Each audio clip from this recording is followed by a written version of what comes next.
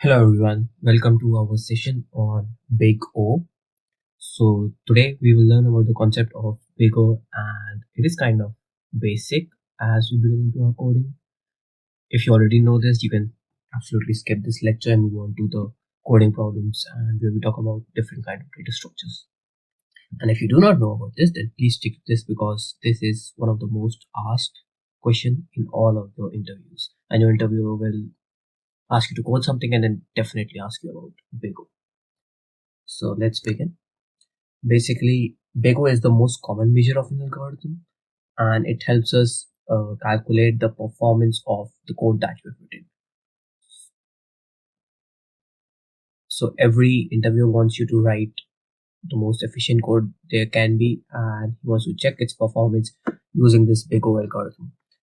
And it is important to know because it is basically a measure of growth, and we can calculate both like time and space complexities using our Big O algorithm. So we will first, they are mostly similar. We will first begin with our time complexity.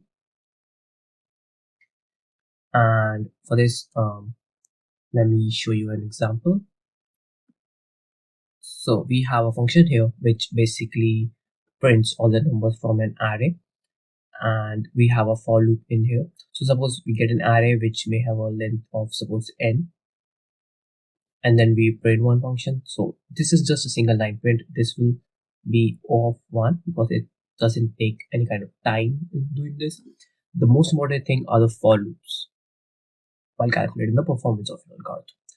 So as you can see, it is for I in range length of array, which means it will run from basically 0 to the length of array, 0 to n minus 1. And here it will be like printing two things, which both of will be like O of 1 each, and they will combine to become O of 2. And since it's printing like every n times, this whole for loop, as I mentioned here, this will be run n times. Again, the last one, exit statement, it will also take O of 1. Now, if you want to calculate the whole complexity of this algorithm, it will basically be this O of 1, then O of n into 2, because two statements are run for every n, and the last O of 1. So what you can do is you can combine this and this, which will make it O of 2 plus O of 2 cross n, and this will become O of 2 plus 2n. Now this is one of the basics, but you also need to remember that this 2 and this 2, they are constants. They can be replaced with c, and we can ignore c whenever calculating our Big O time complexity. So this will become O of n because we are ignoring our 2 during addition as well as multiplication. So this will become O of n. I went through the whole process of calculating this algorithm, but what you need to do is just understand the for loops and basically the number of times the loop runs depending on the input n. So it runs from 1 to n, that makes its time complexity O of n. That's the nested loop to calculate the time complexity of it. So here we have a program that prints like enter, this will again be O of 1 and so on, like this and this O of 1, and both of these also O of 1. But like the important thing is that this loop, this for loop that is inside, this will run till the length of the array. So here we have a multi-dimensional array like this, and the first loop will run for each row, and the second loop will run for each column, right?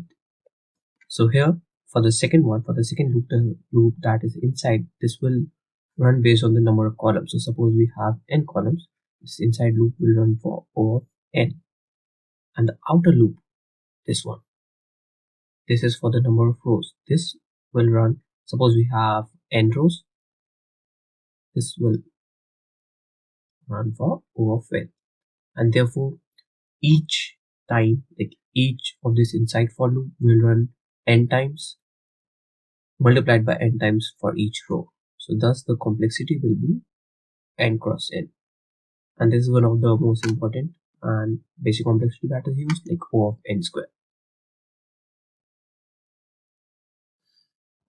Alright, and let's see some of the common complexities. I'll just talk about some of the common complexities that we see in a lot of programs. They could be like,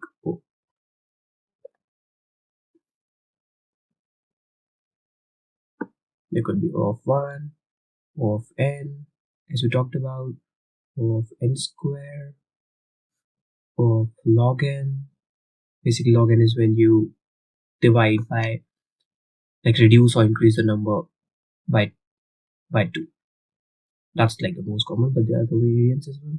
And there's O of 2n, this is exponential, and yeah, there can be O of n log n. And we will continue to talk about these complexities as we do our algorithm codings in the future sessions. Moving on, we will talk about worst case complexity. Like, we always care about the worst case complexity. We do not care about the average or the best case complexity. I will show you an example to illustrate this. So here we have a program that is trying to find a target in an array. So we have our for loop basically running from 0 to n, and then whenever we see that our target matches that particular index in the array, we return true, otherwise we return false. So suppose we have an array like 1, 2, 3, 4, 5, 6, 7, and you're given the target 3. So this loop will run like 1, 2, 3, you find the target, it returns true, and that's it. So like your time complexity would be O of 3. But in the worst case, your time complexity could, like, your target could be 7. Your time complexity could go from 1 to 7, which will make it O of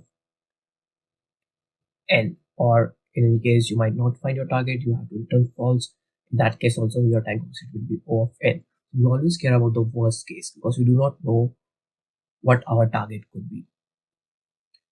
Alright, moving on, let's talk about space complexity. Space complexity is basically similar to time complexity, and we consider the amount of memory that is used. Suppose the memory used does not depend on the size of the input, then that is like constant space. So suppose you use a variable a and assign it the value of 1, so it does not depend on our input, that will be like space complexity of 1. But if it depends on the size of input, so suppose you are given size of n and then you create a new array of that particular size n, then its space complexity will be O of n. Let me show you a quick example to illustrate this. So suppose here we are trying to reverse an array and we are given the input array. Suppose it is like 1, 2, 3, 4, and so we use this result. This result will be a new array and we will make it so like 0 4 times.